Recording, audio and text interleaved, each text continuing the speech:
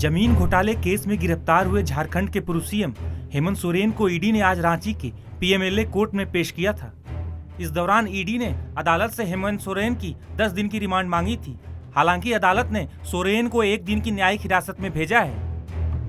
ED ने 10 दिन का रिमांड मांगा और जज साहब ने बोला है कि आज तो उन्हें जुडिशियल कस्टडी में रखा जा रहा है और ईडी के द्वारा जो 10 दिन का रिमांड मांगा गया उस पर कल निर्णय जज साहब के द्वारा दिया जाएगा।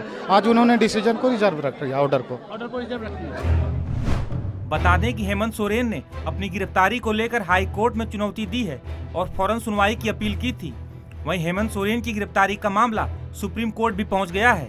हेमंत सोरेन की तरफ से देश के जाने माने वकील कपिल सिब्बल ने सुप्रीम कोर्ट में याचिका दायर की है। इस याचिका पर कल यानी 2 फरवरी को सुनवाई हो सकती है। बता दें कि कल गिरफ्तारी से पहले हेमंत सोरेन ने मुख्यमंत्री पद से इस्तीफा दे दिया था। वहीं आज हेमंत सोरेन का वीडियो भी जारी किया गया है जो गिरफ्तारी से ठीक पहले का बताया जा रहा है।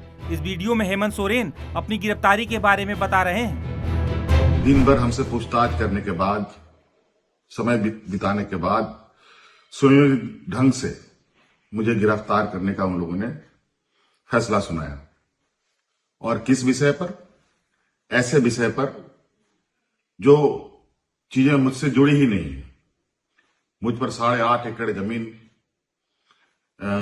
का मालिक होने का इनका दावा है और भूमियारी जमीन किया, जो जमीन कभी बिकती ही नहीं और कहीं सबूत नहीं मिला।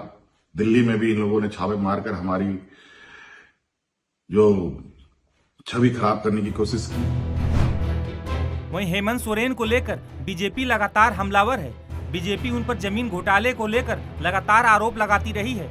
बीजेपी सांसद निशिकांत दुबे ने एक बार फिर हेमंत सोरेन पर हमला बोला है। जो भ्रष्टाचारी होगा वो गिरफ्तार होगा।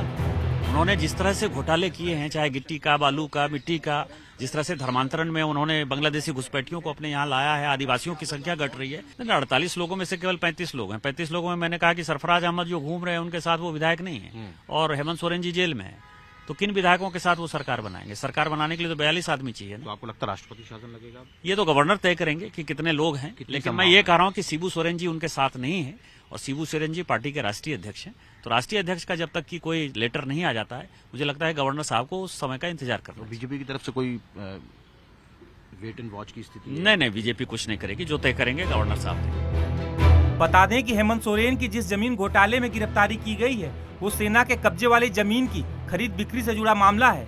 दरअसल फर्जी नाम पता के आधार पर झारखंड में सेना की जमीन की खरीद बिक्री हुई थी। इस सिलसिले में रांची नगर निगम ने एफआईआर दर्ज करवाई थी। ईडी ने उसी एफआईआर के आधार पर प्रवर्तन मामले की सूचना रिपोर्ट दर्ज करके जांच शुरू की थी। वहीं सीएम पद से हेमंत सोरेन के इस्तीफे के बाद कल चंपई सोरेन को विधायक दल का नेता चुना गया है। चंपई सोरेन ही झारखंड के अगले मुख्यमंत्री होंगे। बता दें कि चंपई सोरेन झारखंड मुक्ति मोर्चा के साथ काफी लंबे समय से जुड़े हुए हैं और उन्हें सोरेन परिवार का काफी करीबी माना जाता है। टाइम्स नाउ नव भारत डिजिटल की रिपोर्ट।